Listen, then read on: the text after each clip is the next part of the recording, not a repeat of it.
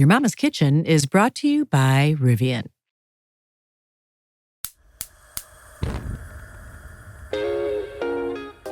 I'm only using food and my stupid sense of humor to get you this real message, that the world would be better if we all could experience a little bit of other people's experiences.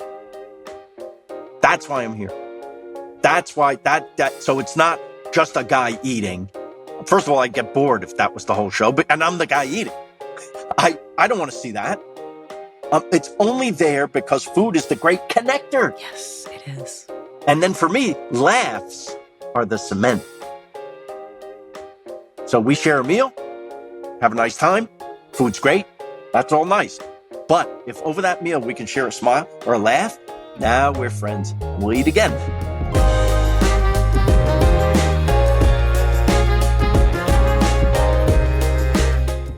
Hello, and welcome back to Your Mama's Kitchen. This is the place where we explore how we are shaped as adults by the kitchens that we grew up in as kids. And yes, I'm talking about the food, but so much more. The laughter, the sibling rivalries, the important conversations, the music on the radio. I'm Michele Norris, and my guest today is Phil Rosenthal. He's the host of Somebody Feed Phil, which you can find on Netflix.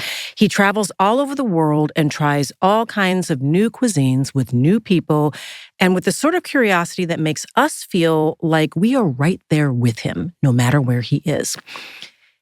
Before he was a food and travel host, he made a name for himself as the curator of a hit sitcom that I'm assuming that you have heard of. It's called Everybody Loves Raymond. And now he's got a new cookbook called Phil's Favorites. Phil, welcome to the show. Thank you, Michelle. It's so nice to be with you. This is the first time we've met, and I have a feeling that this is going to be one of my favorite conversations. I just have that vibe. You're sweet. Because I feel like I've gotten to know you watching you travel all over the place and try all kinds of foods. Were you always an adventurous eater? No, I was not.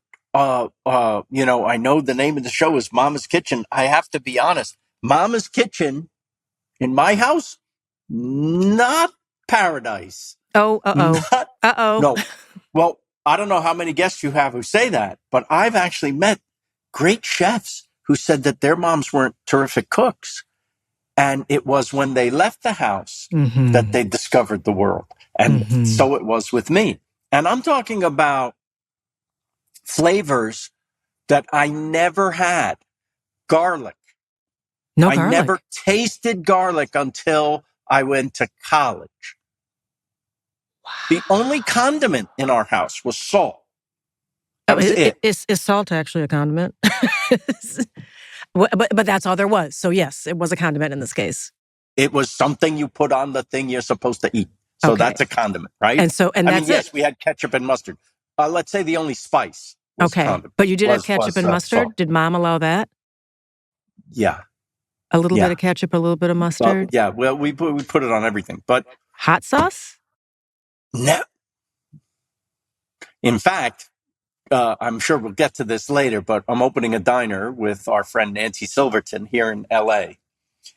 And it is a tribute to my parents. It's called Max and Helen's. And we can get into that more later. But you mentioned hot sauce.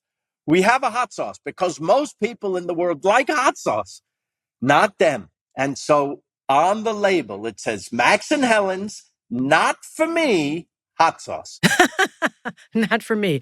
Have all you want. I won't be having any. Not for me. There's a picture of them like this. That's hilarious. So we didn't have a lot of money growing up. Both parents worked. It was all my mom could do to get food on the table. Dad was no help at all. He couldn't open a can of soup. But the couple of things that she made well, she made very well. Matzo ball soup, very good. Right? Could do a roast chicken, very nice.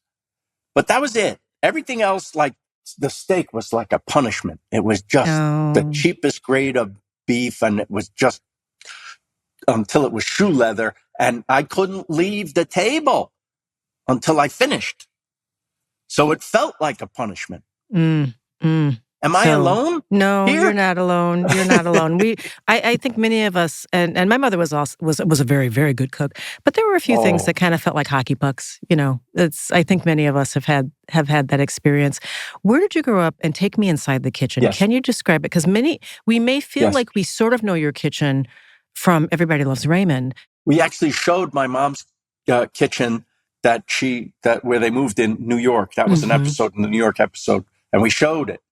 But it wasn't the kitchen that I actually grew up in, I would say the most, which would have been in New City, New York, in Rockland County, about a half an hour north of the city. I was born in Queens. We lived in the Bronx till I was 9. I kind of remember that kitchen, but I was a little kid. But from 9 to 17, the bulk of growing up was this tiny kitchen in this little 1,000-square-foot house in New City, New York. And again, they worked, and it was a very small. There was a stove, a sink, an oven, and there was room for just that tiny amount of counter space. Then a small kitchen table for 4, my brother, me, my parents, the fridge, and a tiny pantry, tiny, and then cupboards above the stove and the sink. That's it. Nothing fancy. And every single meal was eaten in that little room. I mean, little, really little. This room I'm showing you right now, twice the size of that kitchen. Yeah. Did you all have assigned seats at the table? I did. Yeah, we did. Yeah.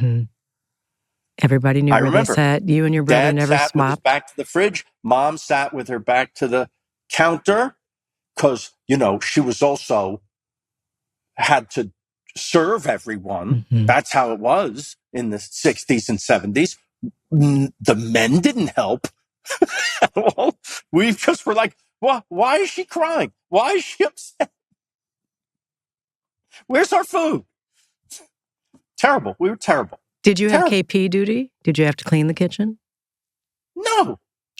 No. I had other chores, but they didn't involve the kitchen. I don't know why that is. Load the dishwasher or empty the dishwasher. Yes, that I did. Yes, that was it. But I didn't clean anything myself. I didn't do anything. They were great parents in terms of really being supportive and nurturing, and they were really funny. So when we weren't yelling and crying, we were laughing. And we often laughed a lot at that little dinner table. Well, that's a gift. That's The a real biggest, gift. I would say, more important than the food. And it helps us understand how you created such a lasting and lovable show because your parents were the model for raising parents. I tell young parents when they ask me now for advice, because my kids are grown. I don't know. Are your kids all grown now? Yeah, my kids are grown and launched. Yeah. And I can't give any better advice than model the behavior you want to see in your kids. Because they may not listen to you, but they see and hear everything you're doing. And if you you're are a good their model, first teacher. Yep. that's it. Maybe the best teacher because you get them longer, right? Yeah. Than anyone else. So if you model the behavior, you think, I don't know about you, but I used to think, nothing's getting through to these kids. What did I do wrong? What did we do wrong? And then all of a sudden you turn around and you love them even more because they heard you. Yeah. It's in there. there. They saw you. Right? It's in there. Yeah. And sometimes they quote you to you and you don't want to get all excited, but you're like, it actually worked. Yes. It went in there. It's somewhere in there, deep in their DNA. It actually worked. You're really tall. 6 foot. Yeah. So did you have a growth spurt? And did that change your relationship with the kitchen? Wow. What a question. Because I raise boys, and I just know that often there's that summer where they just grow, and then they just stare in front of the refrigerator, and they'll eat butter, if it's the only thing that's there. I mean, it just, suddenly you can't, there's just not enough to keep them fed. I would have to do 2 dinners. I was a little shrimp until I was a junior in high school that summer. I grew a foot. Uh, there's stretch marks on my back to this day from that growth, crazy. But when I tell you it wasn't just from the growth spurt, it's amazing I'm alive considering what I ate. I would come home from school. My parents are at work. So for a couple hours, I have the house to myself. What does that mean? Raid the pantry, raid the fridge. What's in there? Cookies, cake, candy, but if I could find it, anything. And it was, in a way, a little bit of self-preservation because I knew dinner wasn't going to be that good. Oh, no.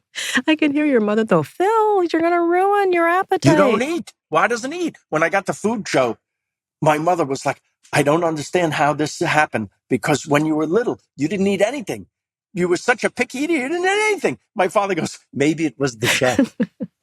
I'm glad they have a sense of humor because they had a great sense of humor. Saved their marriage more than once.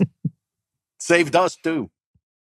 It's interesting, but also kind of amazing that they had such a strong sense of humor because both of your parents come from Nazi Germany.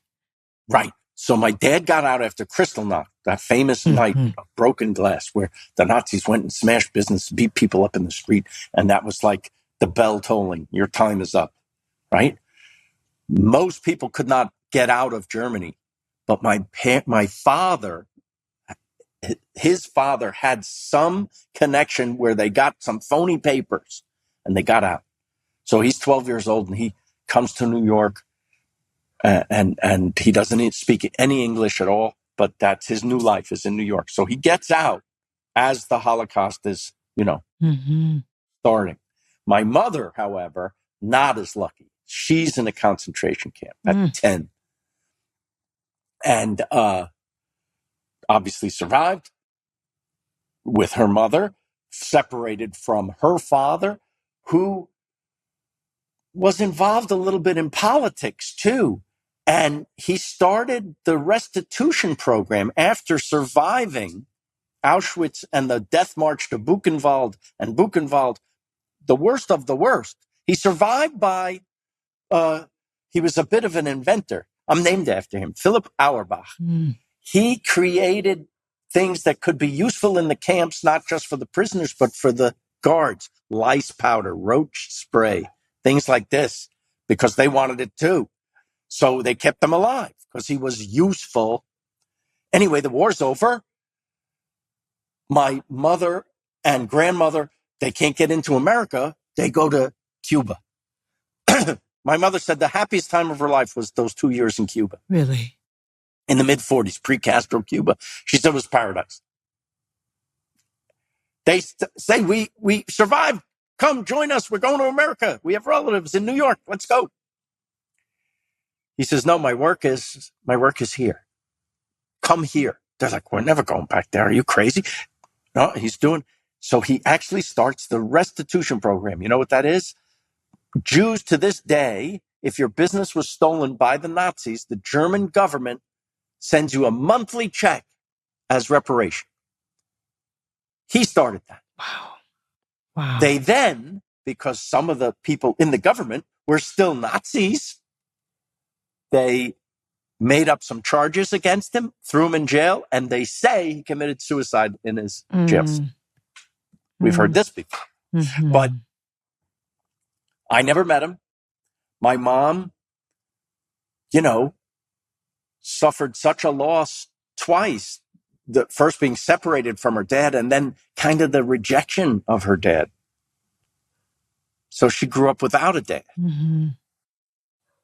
How she was so loving, nurturing, sweet, nice, both parents. How they were so supportive and generous and charitable and civically minded. My mom, League of Women Voters, surviving what they survived. I mean, there's a lesson. Yeah. Sometimes I wonder if the joy is part of the victory. Absolutely, yes. You didn't take this from me. No. And when you go to a celebration, we just had our daughter's wedding here at the house. every one of these family celebrations when you're together with all your family and friends, it's like, look at us, look what we get to have, look how lucky we are. It's not, they say living well is the best revenge. Not vengeful. It's just you realize coming from where you come from, that could have been you. I'm 15 years away from the Holocaust. 15 years. That's nothing. Yeah. Look how lucky. Why do I get to be so lucky? Isn't America fantastic? This land of opportunity that I didn't have to be a tailor or a shop owner like my dad or a paralegal like my mom. Some countries you are who you're born into. I got to live the American dream. Phil, did your family talk much about this? Did they talk about their history, or did they wrap that away? My dad didn't talk much about it at all. Not even his war years, because he was a soldier in World War II. Didn't talk much about that at all. I found a jacket in the closet. He had medals. He was like a sharpshooter. He never talked about this. He was the mildest mannered guy. A tailor with a little kid's clothing store in Rockland County. Mom would bring it up at maybe not the best time. Like I remember when I was 10, I asked for a bike for my 10th birthday. The bike that all the kids had, the Stingray. Oh, yeah, with the banana seat. With the banana seat. I remember that. With the 3 speeds or 5 speeds, whatever it was. It had speeds. We couldn't believe it. And the handlebars that kind of came like this. Love. Can I have that bike? And you know what she said? You know what I got when I was 10 years old? Uh-oh. Yeah. Uh-oh. Well, a kid, he doesn't care that what you had to live through when you were 10. I'm 10 now. All the other kids have, right? Now, of course, I would scold that kid and say, hey, don't be a brat. Mm-hmm. Look what she went through to get to this point, to get you here, to have food on the table. Not that it's very good food, but that you're eating it all. But when you're 10, you don't know. Yeah. You just want the bike. You don't want the Holocaust story. Did you get the bike? But I got it. Okay, you got the bike. You got the bike or the story? Did I get the bike? You got the story. Did you get the bike? I think I got both. Okay. All right. Well, and you're able to tell that story today and educate people because, history has a way of folding in on itself, and we need not forget these things, right? Oh, my goodness. That is so right, especially right now. Mm-hmm. Mm-hmm. Yeah. I wonder if all that they saw and all that they survived left an imprint on them that wound up in the kitchen. Maybe they didn't focus so much on, setting the table and all the fancy parts of food because there are more important things in life. Oh, believe me, we knew that. So when I leave the house and I graduate from college and I graduate a theater degree, which I thought at the time was good for nothing. Now I know it's the study of everything. And it really set me up for a beautiful life. But at the time, professionally, I don't have an agent. I can't get a job acting or in theater or in movies. So I have all these odd jobs in New York and I'm making tiny amounts of money. What I do with that money is such an offense to my parents because what I do is I save it and blow it once a year on my birthday by going to a 4-star restaurant in New York. It was $100 in the 80s. And I had a roommate. He was also crazy like me. He saved up for his birthday, which was the same weekend. We'd go and we didn't have enough to take dates. So we would split a girl. Oh, wait, what does that mean? A date. Come eat with us. Oh, so you both invited one girl between the two of you? Exactly. We split a girl. Okay. Just to class up the act. Just so we're not we thought of ourselves as losers having dinner. Here, there's beautiful girls with us, so we must be something. Where'd you go eat? Lutece, Le Grand Oui. Oh, the big stuff. Le Bernardin.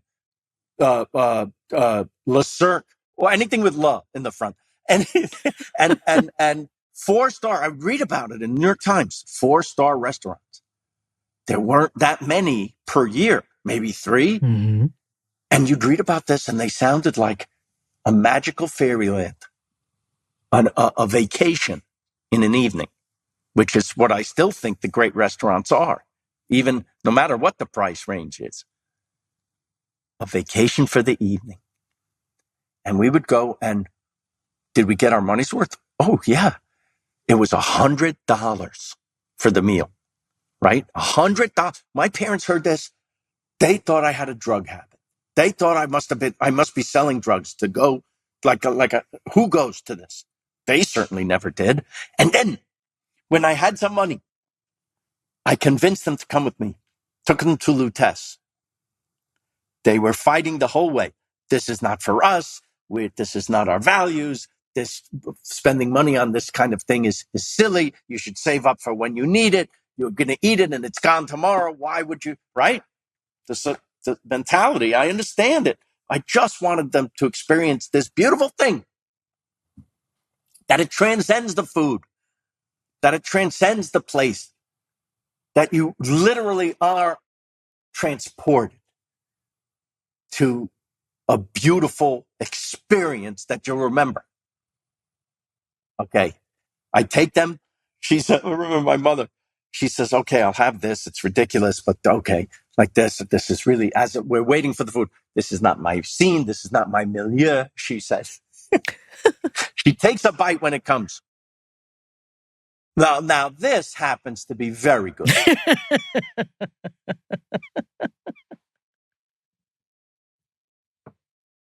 And then they weren't as resistant next time. My father still loved everything So they plain. had a vacation and an evening. You gave them a vacation and an evening. You know, it's one of the joys of my life that I could do that. That I could not only take them that night, but then take them on literal vacations with the family, with us. And then when the kids were born and they got to go, to London and Paris and Italy with their grandparents, that's nice to have. That's the best stuff. That's The the best best. stuff.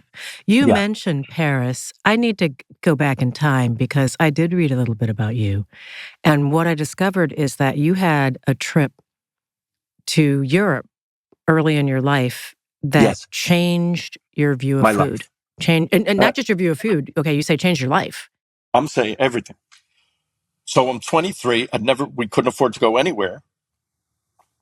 Maybe I've been to one of these 4-star places before that, but I got a courier flight.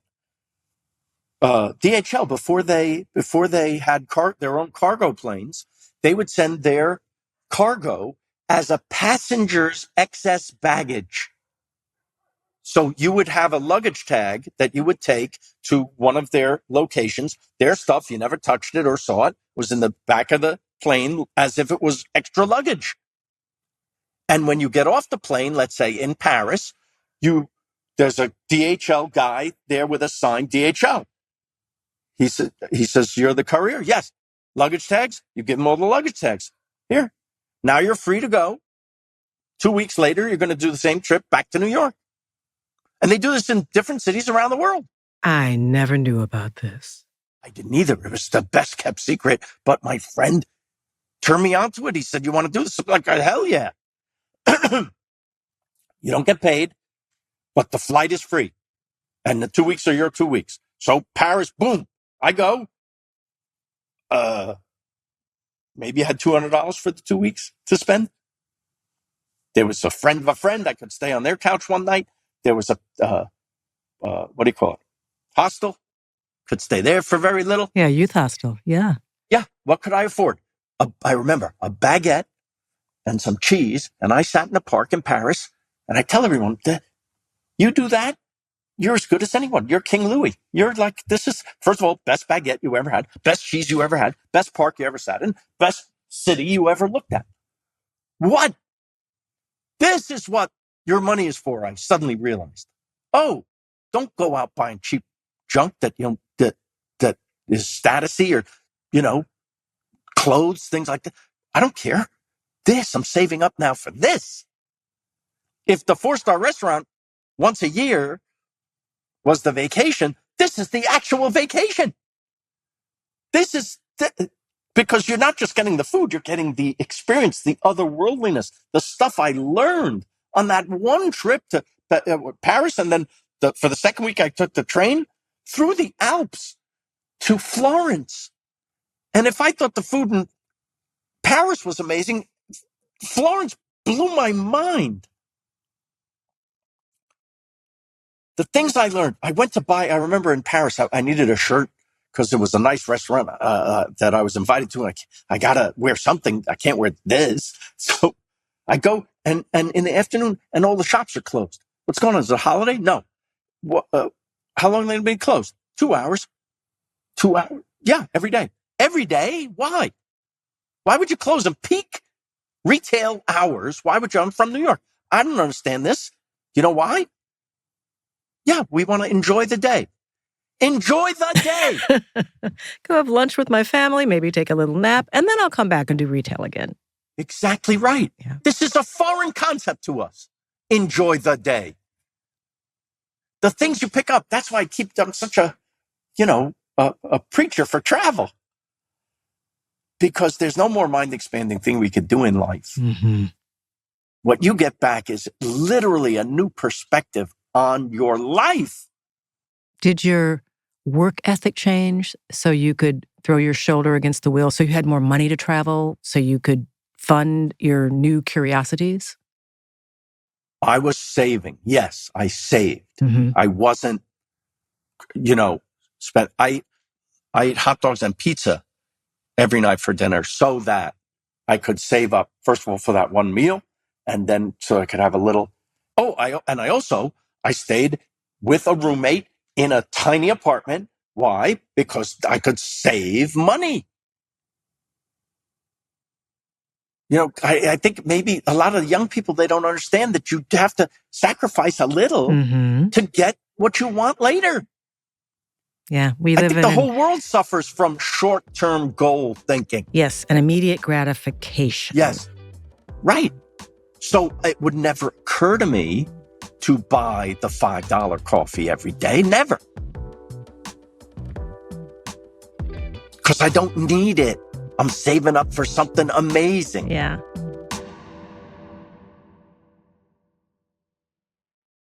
I'm crossing a big thing off my bucket list. I'm traveling to a country I've never been to before in Europe, and I'm doing it with one of my children. I look forward to that. I'm really excited about it. But what really excites me the most is the chance to live there for a while and do what the locals do, to look out over a balcony and see the city, to enjoy a cup of coffee that's made in a different way than we might make it here in America. Sure, it's great to have coffee in a cafe, but isn't it special when you just make it yourself and maybe you make it in a different way? You're in your robe, you just woke up, you're sipping from your favorite mug, surrounded by the people you love in a new space. And it got me thinking about the magic of feeling home even when you're far away. And that's when I realized something. Why not let someone else do the same thing with your space? If you happen to be gone, someone else can use your space to make those memories. Hosting on Airbnb isn't just about opening your doors. It's about opening possibilities. It's about the idea that someone might be able to create special memories, little things that they might enjoy, just like you do when you travel, that you can create those kinds of things in your space for someone else. Having dinner in a cozy kitchen, setting the table with plates from your cupboard, after a long day, kicking off your shoes, turning on some music, and unwinding in a comfortable, cozy couch or a favorite chair. Yes, that extra income doesn't hurt, but it might just be more than that. It might be a chance to help someone else start their own adventure, and that is a wonderful thing. That is a beautiful thing. Travel does something special for us. It reminds us how joy exists in so many spaces. It widens our aperture. It makes us curious. It might spark an excitement for something new, and that excitement can live in us long after we return. Your home might be worth more than you think. Find out how much at airbnb.com/host. The Thanksgiving table is more than just about meals. It's about creating a holiday story. And every story needs the right ingredients. And when it's Thanksgiving, well, the turkey is the star of the show. And I'm going to share a story with you that I'm not particularly proud of. When I was a lot younger, a lot newer in the kitchen, I was having a hard time nailing the turkey. And I needed a replacement turkey. And I was frantic to find one. And guess what? Whole Foods Market saved the day with a turkey that was both affordable and a turkey that I know was raised with care. What a relief. Their turkeys start at just $1.49 a pound, and every single one is raised with no antibiotics ever, and it can be the centerpiece of your holiday story without the worry. And the real magic for me is the supporting cast. The sides, that's where the magic happens. And I lean on Whole Foods 365 brand for all the things that I need. It's my secret for a flawless, affordable feast. And we're talking organic carrots for that perfect glazed dish. I'm talking about green beans for the casserole or for any other green bean dish that you might want to make, because there are so many options for the holiday, from essentials like creamy condensed soups to organic baking spices that when it comes time to baking those delicious desserts makes the entire house smell like one great big hug. And for those moments when guests arrive and you're still in the kitchen, but you need to have something to greet them with that tastes delicious, well, those 365 frozen appetizers will always do the trick. The quiche trio or the butterfly shrimp can be lifesavers, and people will remember it and they will talk about it for years to come. They feel special and they let you finish up in the kitchen. Enjoy so many ways to save on your Thanksgiving spread at Whole Foods Market, and I hope the holiday is bountiful in all the best ways. We all know that food waste is bad for the planet, but that doesn't mean we're ready to start a compost pile or we're okay with having a smelly fruit fly condo compost pail on the counter. That's why I am so into the Mill Food Recycler. The whole idea is to make keeping food out of the trash as easy as dropping it into the trash. I just add my scraps, and I mean like almost anything. I mean anything from chicken wing bones to avocado pits to cantaloupe rinds, and Mill runs automatically while I sleep. I can keep filling it for weeks, and it never smells. What really surprises me is the peace of mind. I used to feel guilty every time I tossed out wilted spinach or half-eaten leftovers. Now I just drop them into the bin, open the lid, drop them in, and I know that they're going to a better place. You can use the grounds in your garden or feed them to your chickens, but me, I have Mill get them to small farms for me so farmers can grow more food. You just send those grounds off to farms in little boxes that Mill can provide, and they will turn that back into real food for real animals. That's such a good feeling. It's a full circle moment that I didn't know that I needed. You can have your own full circle moment. Try Mill risk-free and get $75 off at mill.com/YMK podcast. That's mill.com/YMK podcast.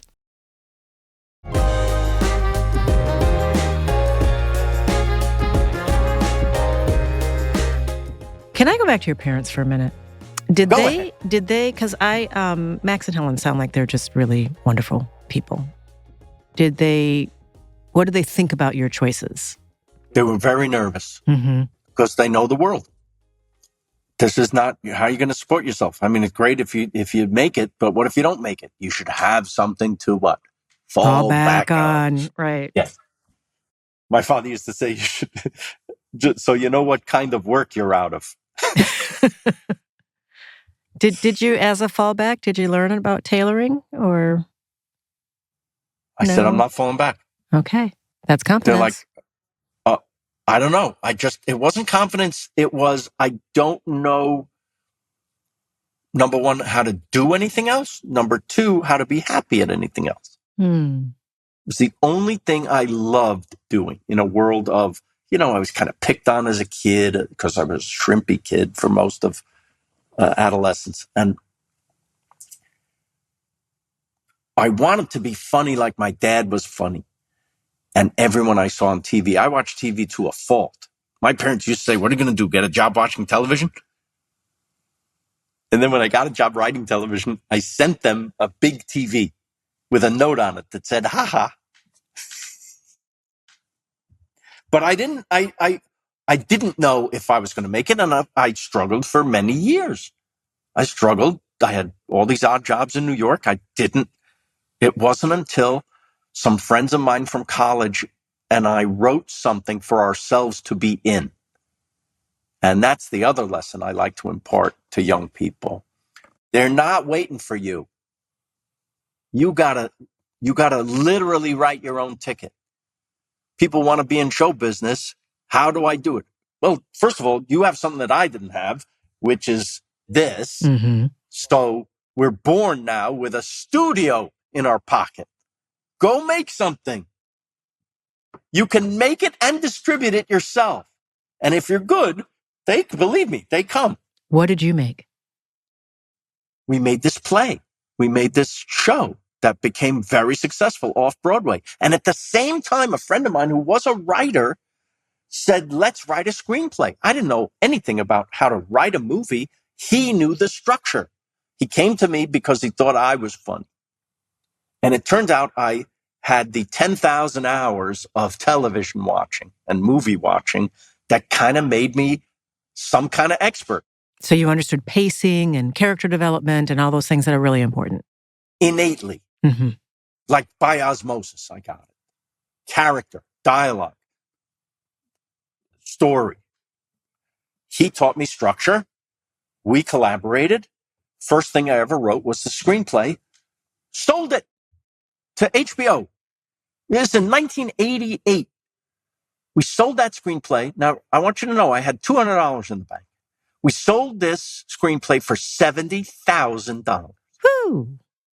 My parents thought, what is wrong with America that this kid... Instead of, oh, this is so wonderful for Phil, something must be wrong with America. My father danced around the roof. Yeah, he was dancing it like my mother gets on the phone. Why is your father so excited? Because I sold the screenplay. What do you get for something like that? I said, Alan and I are going to split $70,000. And there was silence. I said, you there? She goes, do you know we've worked our whole lives to have $70,000 in the bank? It wasn't joy for her. It was, what are the values in this world? This kid writes some jokes on a piece of paper and he's rewarded. He hasn't worked a day in his life and gets, right? But she was happy for you. Oh, yeah. Yeah. What was the screenplay? It was about a suburban detective in our town where we grew up in New City, New York. It was called Schulman. We wrote it for our favorite actor at the time, Alan Arkin. Oh, I love Alan Arkin. He was perfect. We wrote it for him. And when HBO got the movie, who do you see as the lead? We said Alan Arkin. They said Alan Arkin doesn't open a movie. And so it was dead. It was over. We got to keep the money, but they're not making it. They couldn't figure out who else would do it. They sent us to a meeting, I think, with Jerry Lewis. They would choose Jerry Lewis. That's an interesting... I don't understand. Listen, that's a whole other podcast about how crazy show business is, but I don't understand it. But I did take the meeting with Jerry Lewis. I'll never forget that. That was crazy. But that screenplay never got made. Most things, never get made. Yeah. Yeah. There's a lot of money spent on development in Hollywood. They had Mel Brooks said, we have to justify our phony baloney jobs, gentlemen. So how did you develop the concept for Everybody Loves Raymond? And I met Ray Romano. And was it always going to be about your parents? I didn't know when I met Ray. Ray told me about his family. He was a comedian. He was struggling for years like I was. He got on Letterman. And from that 1 6-minute appearance, Letterman said there should be a show for this Ray Romano fellow. He had a development deal at CBS. Mm-hmm. So they set about, that's how it works. The comedian's people look for a writer to create a show for the comedian. And if you're a writer, you're looking to create a show for comedic talent. Mm-hmm. So I meet Ray, and he tells me about his family, just because this is not his idea for a show. He's just telling me this as if I would ask you, tell me about yourself if we're going to work together. Well, I got twin boys and an older daughter, and my parents lived close by. They're always bothering me. My brother's a police sergeant. He's older than me. He's kind of jealous of me. He lives with them because he's divorced.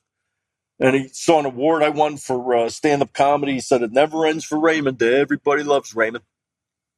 And I said, well, it doesn't seem like there's anything there we can use. No, I said right there, I said, well, that could be a show. Yeah. He goes, what do you mean? I go, listen, you're not an actor. So why don't we stick to something that's familiar to you? And I relate to this. Not that I have the same characters in my family, but I get that when you said your parents never leave you alone. Yes, that's every. And you have a brother that's every too. Parent. You have a brother yes, too. And a brother. And I'm in that case, I'm the one saying everybody loves Richard, my younger brother, just like he. Okay, so I relate to this. It's very specific. And what I didn't know about the characters of his family, like his parents, I fill in with the characters from my family because I know how to write them. In fact, in the pilot, I used a verbatim scene that happened to me. I gave my parents the Fruit of the Month Club as a gift, and they reacted as if I sent them a box of heads from a murderer.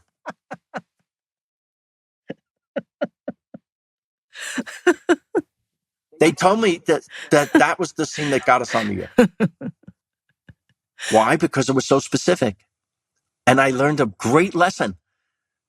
When we write vaguely, thinking you want to be relatable to everyone so you don't want to make it too much about your specific life, that's actually the way to miss everyone.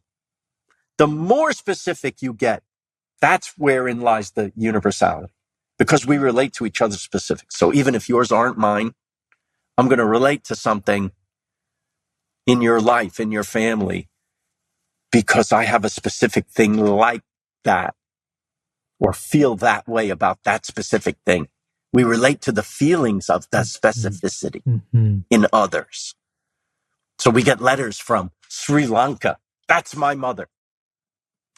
I don't know your mother in Sri Lanka. I'm writing my mother. It turns out the mom butts in Sri Lanka the way she butts in America. That's, I'm going to tell you, Phil, in much of our conversation when you're describing your mom and dad, I'm hearing the dialogue from Everyone Loves Raymond. Everybody Loves Raymond. I'm hearing that dialogue. It sounds like, okay, am I hearing your story or am I actually hearing a script from the sitcom that we all knew and watched for so many years? It evolves because you cast these wonderful actors like Peter Boyle and Doris Roberts. And of course, they have their own, strengths that you start writing towards. But I could tell you that 90% of every story in that sitcom that ran for 9 years, 90% came from something that happened to me or to Ray or to one of the other writers. If you worked for me, your job was go home, get in a fight with your spouse, come back in and tell me about it. Did you ever have a moment where your mom saw something that Doris Roberts said on television and said, no, that's not me? Yes. And how did those conversations go?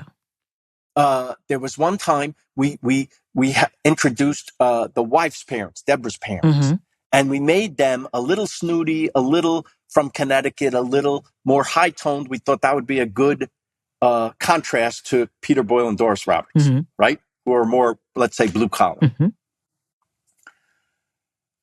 Now, it just so happened that I was using as an example loosely my parents' in-laws on my brother's wife's side.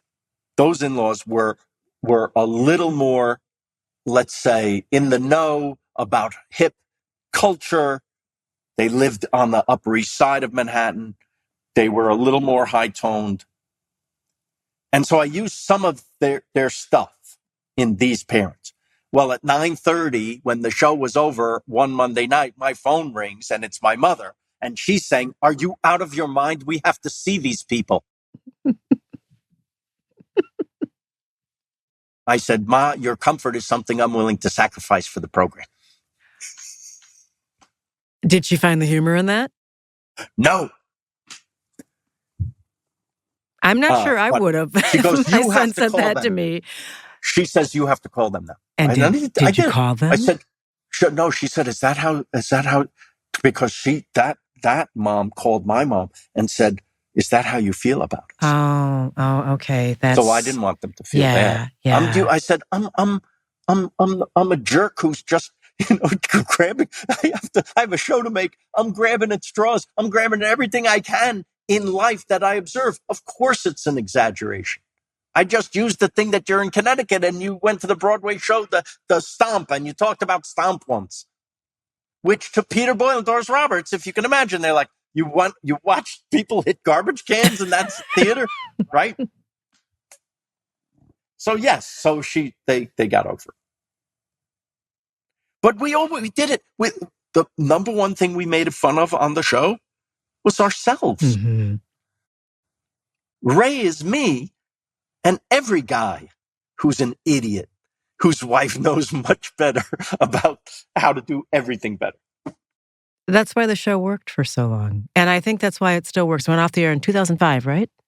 Was it 2005? Yes, that's right. And why it still works in reruns. And why we just shot our 30th anniversary special. When will that air? A reunion special. Yeah, it's going to be on November 24th on CBS. Okay. Yeah. Thank you. We'll make sure that if you're listening, make sure to mark your calendar. Two things before I let you go. I want to talk about your current series, Somebody Feed Phil. Yes. You've been compared to Anthony Bourdain, which is high praise.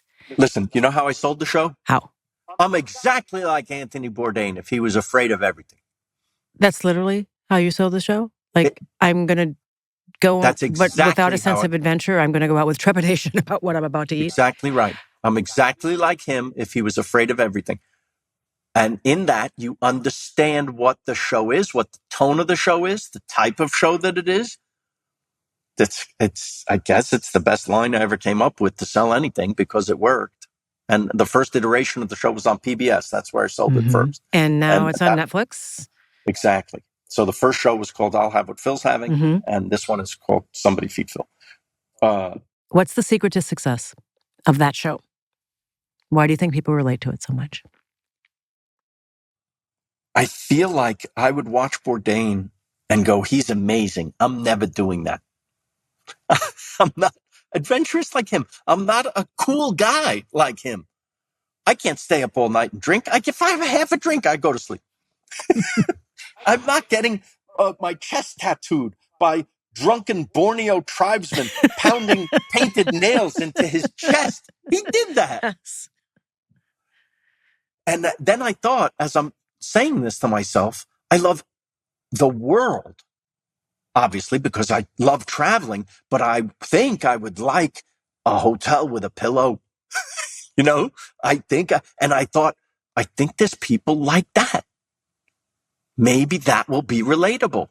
And maybe I can help by showing that a scaredy cat can go a baby step out of the comfort zone, but that's where the magic is. And for many of us, just getting off the couch is that step. So I'm here to say it's so rewarding to go with very little effort. And I don't even care about, I'm not thinking about the money of it, because you can have these life-changing experiences by going to the next town, by ordering a dish in an ethnic restaurant that you never had before. Now your world's a little bigger. I always feel like in these kinds of shows, Anthony Bourdain's, yours, Rick Steves, which is mainly about travel and not so much about food. Yes. But I feel like there's business being done. Like you're actually serving as an ambassador to ask people to be curious about the world, to go to places that are different and talk to people who are different and immerse yourself in cultures that are different. And I don't want to get political necessarily, but I think that those shows are so important right now because we are living in a moment where there are a lot of people who are invested in our divisions. And in some ways, a show like this is an antidote to that. Thank you. I happen to agree, but I never saw the show as political until recent events. It shouldn't be political. Why is the hugging of someone from another country suddenly my politics? I'm not advocating for one side or the other. I'm just trying to be a human being.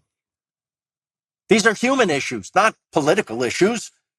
Love thy neighbor, do unto others as you'd have them do unto you. That's human stuff. I'm only using food and my stupid sense of humor to get you this real message, that the world will be better if we all could experience a little bit of other people's experiences. That's why I'm here. That's why so it's not just a guy eating. First of all, I'd get bored if that was the whole show, and I'm the guy eating. I don't want to see that. It's only there because food is the great connector. Yes, it is. And then for me, laughs are the cement. So we share a meal, have a nice time, food's great, that's all nice. But if over that meal we can share a smile or a laugh, now we're friends and we'll eat again. And you'll take whatever you had in that meal that nourished you in some way, and it's not just the food, and you carry that forward. And that's a little bit of what we try to do here at Your Mama's Kitchen also. Yes. Is the show, when it works, is like a window in a mirror. You see something of your own life, but you see another culture, and that's pretty cool. Absolutely. And we need to celebrate these differences because that's what makes life grand. Would you want to eat the same thing every night? Absolutely not. Absolutely I'm not. Thrilled that I live in a city, you live in a city that has everything and everybody. That's what makes America great. Absolutely. Absolutely. So one of the things that's going to make your community great is this new restaurant that you're opening with our friend Nancy Silverton. Can you tell me quickly about the diner and the menu and the concept? Yeah. So we're losing diners in America, I feel. Yeah, we are. And with them, maybe we lose a sense of community because they are community centers. They're informal community centers. Mm-hmm. It's a place with a low price point that people from all stripes can come. And, if you become, let's say, a regular, you're seeing the same neighbors and you're creating neighbors and neighborhoods. If we lose that, maybe we lose the country. So I'm going to solve everything with my diner. And I got inspired by a diner I went to in Maine called the Palace Diner. It was just a 15-seat counter. But the food was everything I know from childhood, from going to diners, elevated by a great chef, by them using the best ingredients and just their knowledge of how to make them well. Not fancy, just, you ever cut into an egg and it's got that golden orange yolk? Yeah, and it's kind of jammy. Yeah. On the inside. So imagine if that's the eggs on your bacon and eggs kind of plate. Orange because it's a fresh egg. It's not a grocery store egg. Right. And the chicken ate well. Mm-hmm. And when you get that pale, yellow, watery yolk, you're eating the cheapest possible egg, for example. Mm-hmm. Mm-hmm. So what if that level of care was in every single ingredient in every single dish, and every single dish was the best of that thing you ever had? This is where I want to live. This is the comfort food of not just my tongue, but my soul.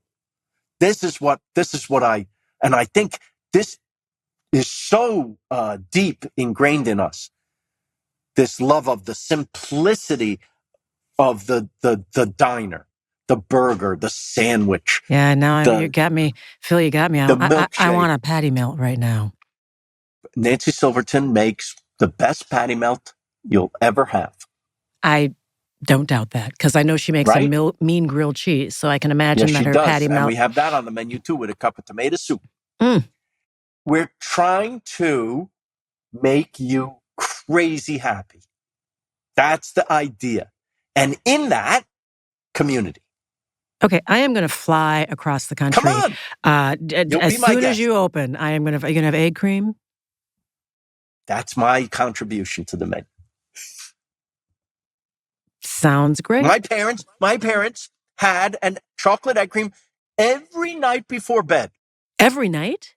Like most sophisticated grown-ups have a little drink before bed. They had a chocolate egg cream every night before bed. Oh, well, That then was their that dessert. absolutely is on the menu.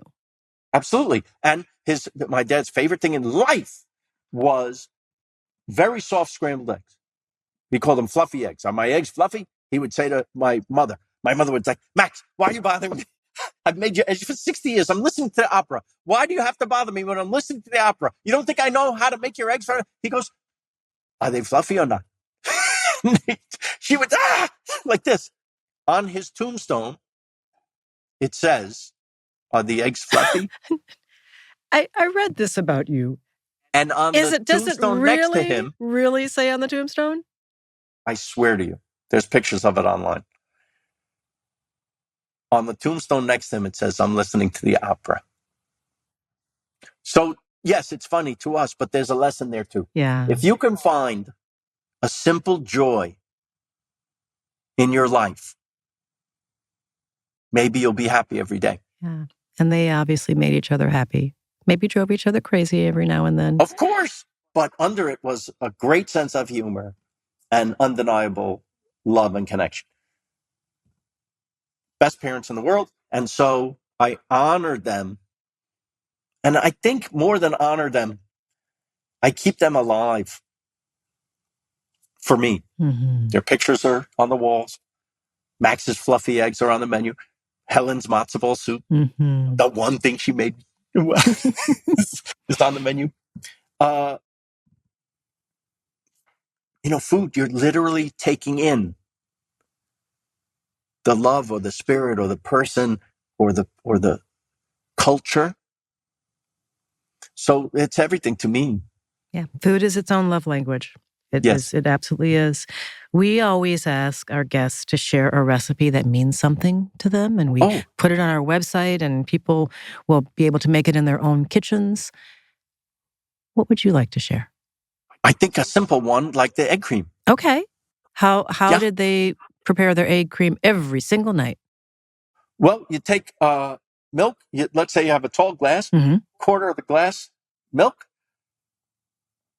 maybe an equal part chocolate syrup, and then seltzer, and you stir it as you pour the seltzer in, and this kind of chemical reaction happens, and you get the foamy head like you would on a beer at the top. And it's literally just a chocolate soda. And it has no egg or cream in it. Okay, but that's it's confusing. an old, I think, Jewish trick from Brooklyn that was very inexpensive, but it's delightful. And any special kind of seltzer that we should reach for? Well, if you can get the seltzer from the squirt bottle, that's the best. Yeah. But did your parents use that? You don't want the stuff. You don't want the seltzer that has or club soda that has salt in it. Oh, because that'll change the flavor. Okay. But you can use milk if you want a real decadent experience. You can use half and half. Ooh. So now you're getting more into milkshake territory. Yeah. When you start fattening it up like that. But any milk is good. And some people will pour the milk in first, then the seltzer, then stir in the chocolate sauce. What that does is it gives you a white cap of foam on the top for some reason. I don't know why. Okay. But it looks beautiful. Maybe that way. we have to have several of these to experiment with different technique and figure that all out. What do you think my job was in the research phase of the diner? We did it all. Nancy and I went to places all over LA just trying milkshakes one day. Oh, that sounds like to find dream. What we loved about the best milkshake. That's the kind of reconnaissance that I would be in for. Although I'm more of a malt person than a milkshake person. Meats for the patty melt and for the burger. We tried, and she, of course, well before meeting me, she's tried everything in the world anyway.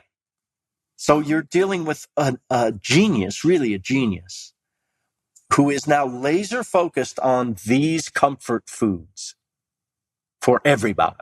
Not an Italian restaurant, this is American diner food. Where is it going to be located in LA?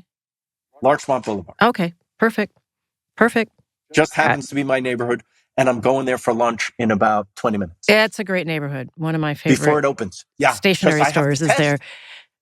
I have to test the food. I have to go. Well, I look forward to seeing you there. I hope you come. I would love to take you. I most definitely am going to come, and I will have an egg cream and a patty milk and a side of fries. And if you have some apple pie, I might have that too. Ooh, that's very possible. I told you at the beginning. Michele, I love talking to you. I love talking to you too. I told you at the beginning of this conversation that I knew, even though we had not met, that this is going to wind up being one of my favorite conversations, and I was right. It is. I have loved talking to you. Thank you, dear. Thank you for being with us. All the best to you. I'll be listening to Naked Lunch. I'll be watching in November when the anniversary show airs, and I'll be seeing you in LA. Great. Take care. Well, that was fun. I am going to find a patty melt at some point. But before I do, let me tell you that our inbox is always open because we want to hear your stories. We want to hear about your memories. We want to hear about your mama's kitchen, maybe some of your mama's recipes. You can make an audio recording or a video recording and then send that to us at ymk@highergroundproductions.com. And if you do that, you might hear your voice on a future episode or see one of your videos on YouTube now that our episodes are populating there. And if you want to try the egg cream, you can find a how-to set of instructions at our website. That's at yourmamaskitchen.com. And while you're there, take a little time and scroll through the website because on the website, you will find all the recipes from all the guests from all the previous episodes. Again, that's yourmamaskitchen.com. I'm so glad you're with us today. Thanks for spending time with us. Hope you'll come back next week. And until then, be bountiful.